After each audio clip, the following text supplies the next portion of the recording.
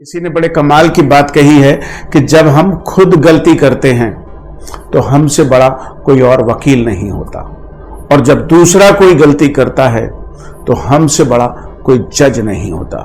हाय दोस्तों, मेरा नाम है अभिषेक और एक छोटी सी कहानी आपके लिए।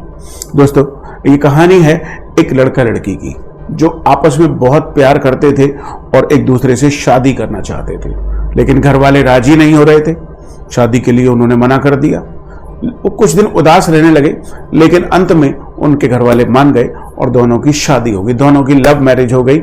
लव मैरिज हो गई तो दोनों हंसी खुशी एक दूसरे से बहुत प्यार करते थे। घर वाले भी सपोर्ट करने लगे और ये एक साथ रहने लगे। लेकिन जीवन में परेशानी तब आई जब इनको कोई बच्चा नहीं हुआ।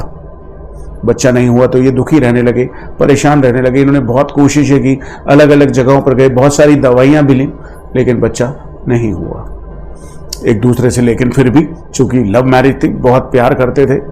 12-13 साल बीत गए। 12-13 साल बाद भगवान ने इनकी सुन ली। इनके आंगन में किलकारी गूंजी और एक बार फिर से खुशी की लहर परिवार में दौड़ गई।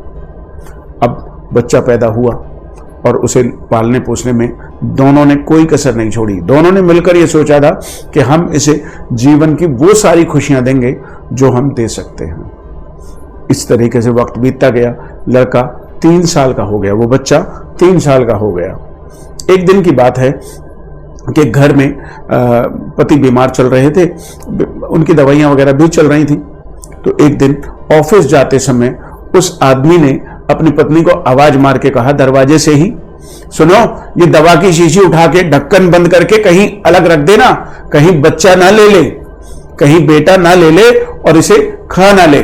तुम ध्यान से पहले इसे बंद करके रख दो, मैं जरा जल्दी में हूं, मैं ऑफिस जा रहा हूं। उसने 2-3 बार ये कहा और वो ऑफिस चला गया। अब पत्नी चूंकि घर के काम में लगी हुई थी, खाना भी एक तरफ बन रहा था, कपड़े भी धो रही थी, घर की साफ सफाई भी करनी थी। उसने सोचा कौन सी जल्दी है, मैं अभी थोड़ी बहुत देर में इसे रख दूंगी। बच्चा कमरे में खेल रहा था और आप जानते हो बच्चों को तो क्यूरियोसिटी होती है, नई चीजें उन्हें अट्रैक्ट करती हैं। अट्रैक्शन हुआ उसे बोतल से।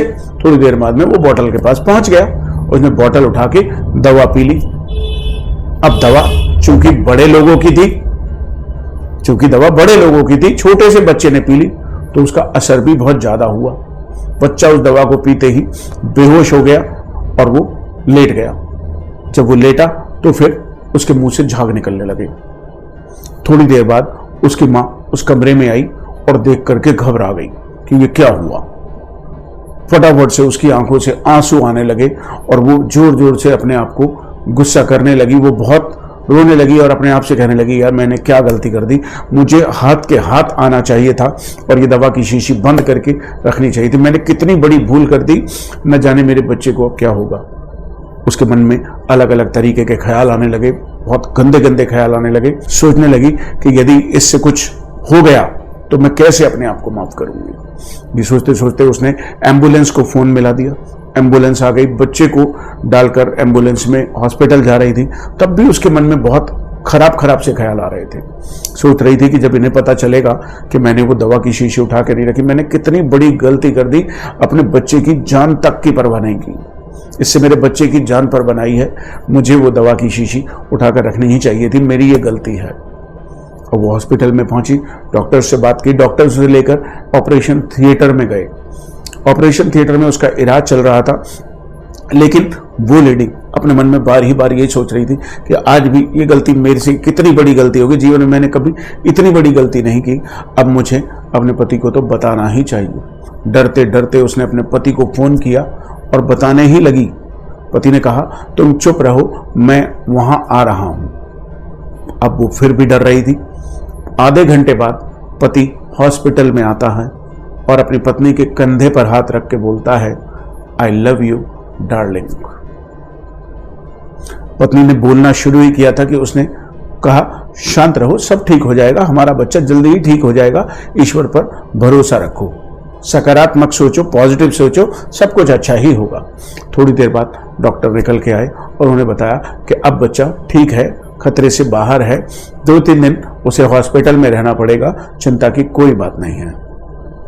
अब पत्नी फूट फूट कर रोने लगी, अपने पति के गले लग गई और बोली, आज ये गलती मेरी ही थी, मैंने लापरवाही की और उस बोतल का ढक्कन नहीं लगाया।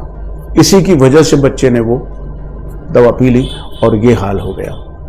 इतने में पति बोलता, नहीं, गलती मेरी थी, मैंने जल्दबाजी की, मुझे उस बोतल को ढक्कन लगा के उसी समय रखना चाहिए था, ये मेरी गलती है। इधर पत्नी कह रही थी ये गलती मेरी है और इधर पति कह रहा था ये गलती मेरी है।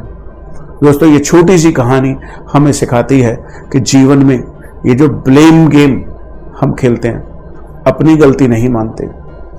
हमेशा घर में, परिवार में, वर्क प्लेस पर हमेशा दूसरों की गलतियां तो ढूंढते हैं, अपनी गलती को कभी एक्सेप्ट नहीं करते। जिंदगी में यदि लोग अपनी गलतियों को एक्सेप्ट करने लगे तो ये प्यार, ये व्यवहार, कोई परिवार टूटेगा नहीं। ये ब्लेम गेम की वजह से परिवार में दूरियां हो जाती हैं, लोग एक दूसरे से दूर दूर चले जाते हैं। लोग समझते ही नहीं कि एक छोटी सी गलती की माफी मांगने पर या अपनी गलती को एक्सेप्ट कर लेने पर सब कुछ ठीक हो सकता है। तो अपनी गलती को स्वीकारिए, उस पर पर्दा मत डालिए, हमेशा दूसरों को ब्लेम मत कीजिए, अपना काम मेहनत से कीजिए और फिर ऊपर वाले पर सब कुछ छोड़ दीजिए। वही सब कुछ चलाता है, आपके और हमारे हाथ में शायद कुछ भी नहीं है। तो ऊपर वाले पर पूरा भरोसा रखिए और कर दिखाइए कुछ ऐसा जो दुनिया करना चाहे आपके जैसा। Thank you.